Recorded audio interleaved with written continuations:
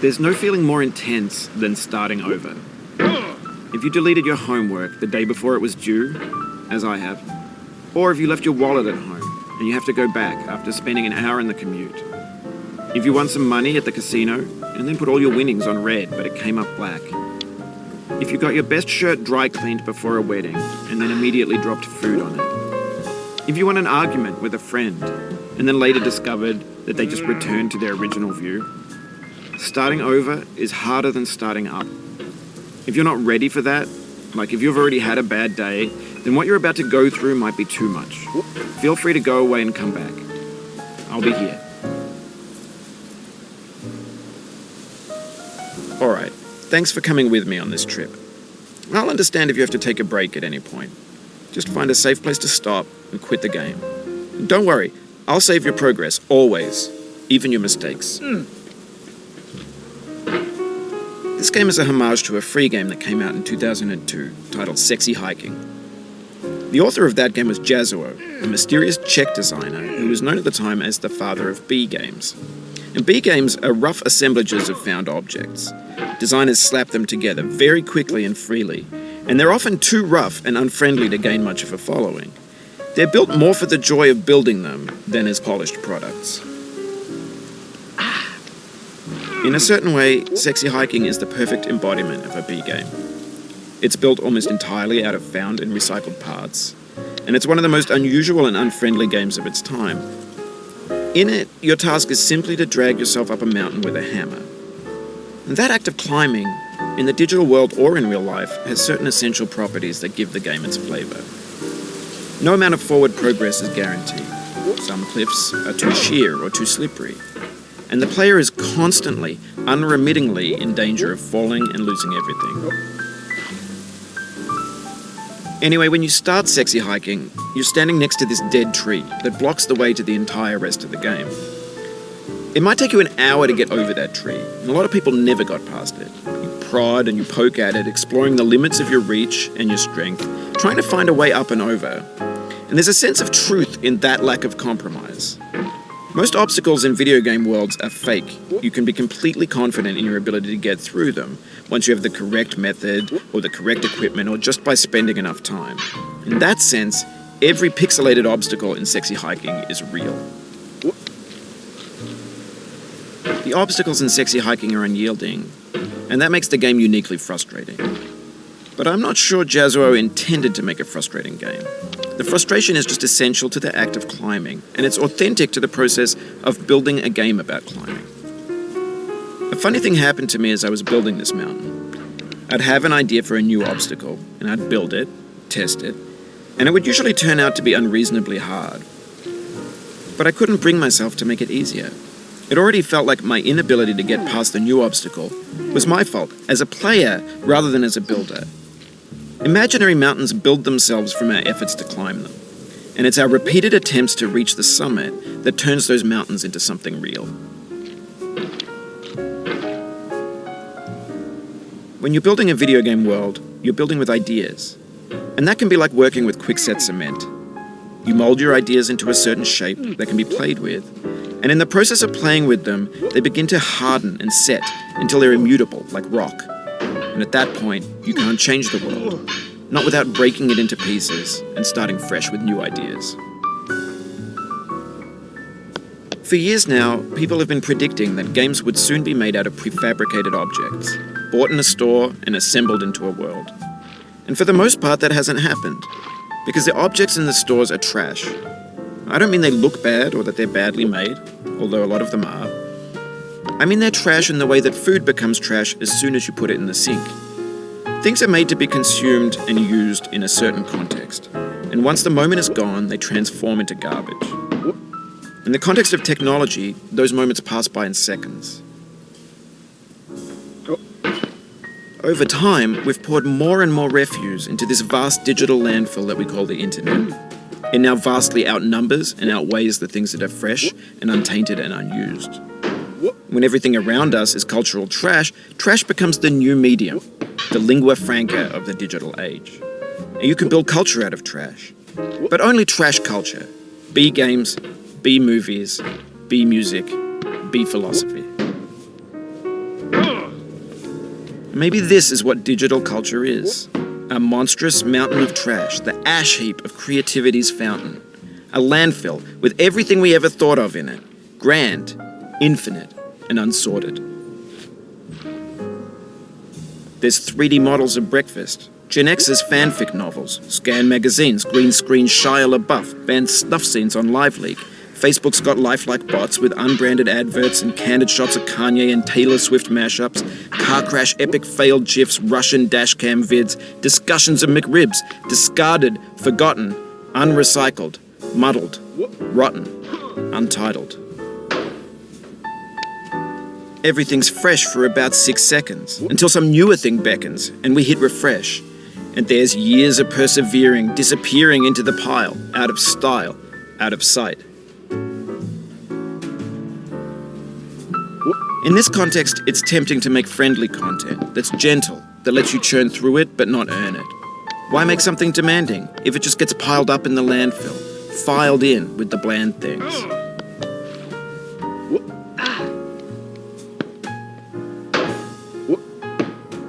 No.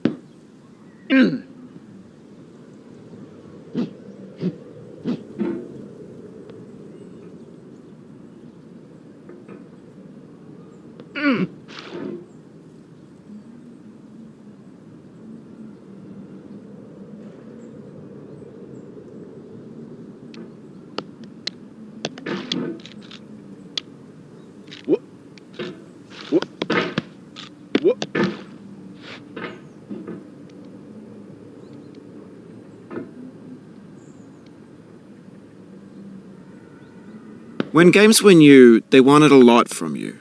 Daunting you, taunting you, resetting and delaying you. Players played stoically. Now everyone's turned off by that. They want to burn through it quickly, a quick fix for the fickle, some tricks for the clicks of the feckless. But that's not you, you're an acrobat.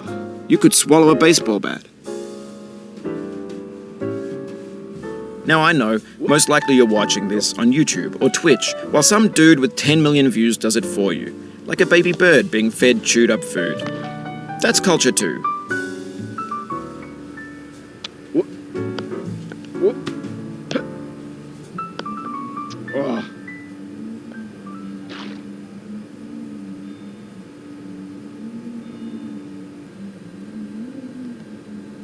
But on the off chance that you're playing this, what I'm saying is, trash is disposable, but maybe it doesn't have to be approachable. What's the feeling like? Are you stressed? I guess you don't hate it if you got this far. Feeling frustrated? It's underrated.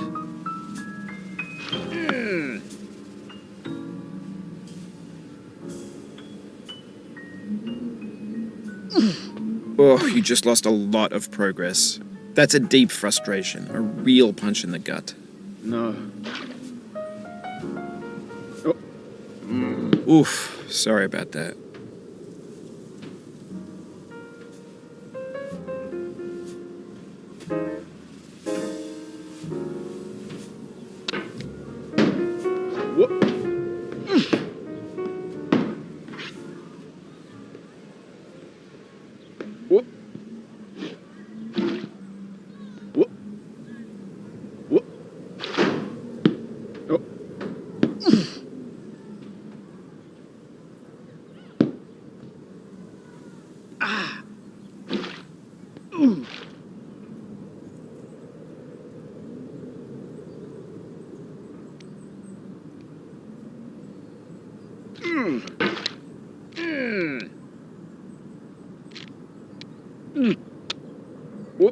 Oh, it happened again. Keep on trying, don't let it get to you.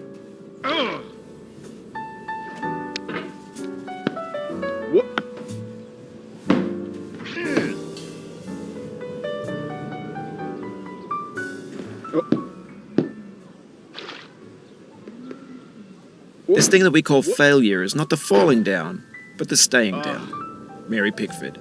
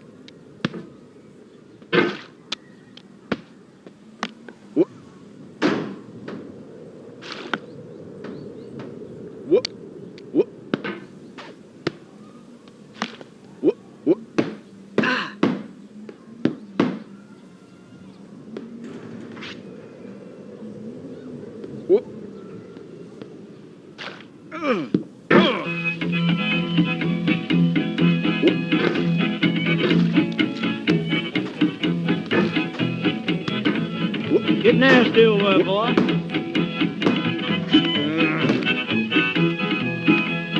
Going down the road feeling bad. I'm going down the road feeling bad. Going down the road feeling bad, and I ain't going to be treated this way.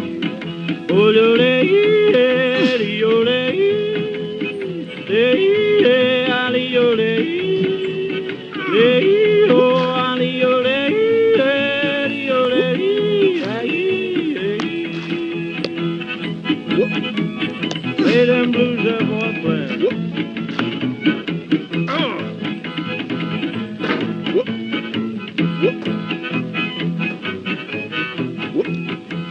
Down in the jail on my knees. I'm down in jail on my knees. I'm down in jail on my knees, and I ain't going to be treated this way. They feed me on cornbread and cheese. They feed me on cornbread and cheese. They feed me on cornbread and cheese, and I ain't going to be treated this way.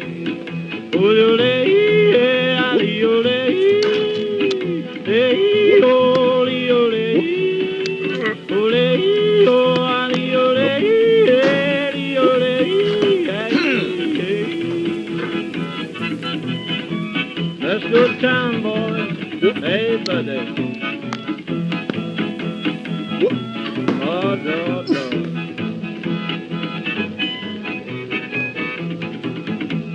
$10 shoe fits my feet. A $10 shoe fits my feet. $10 shoe fits my feet, and I ain't going to be treated this way. Going where the weather suits my clothes. I'm going where the weather suits my clothes. I'm going where the weather suits my clothes, and I ain't going to be treated this way. Ole, ole, ole,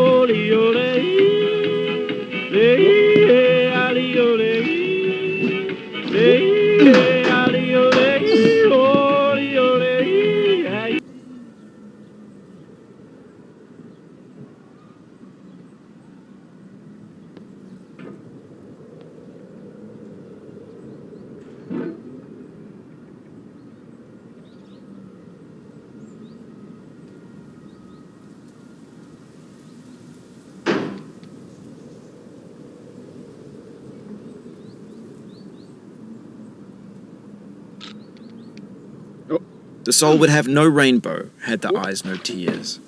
John Vance Cheney.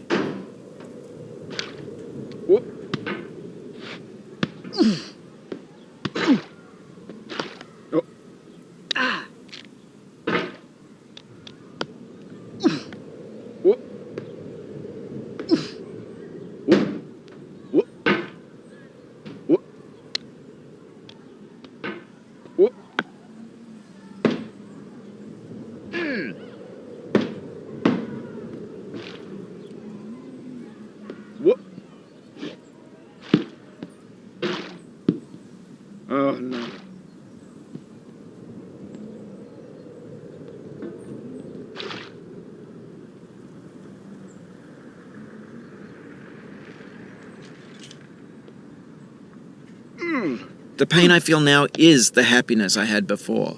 That's the deal. What? C.S. Lewis. What?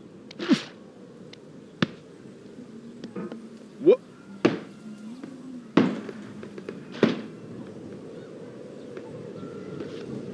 What? What?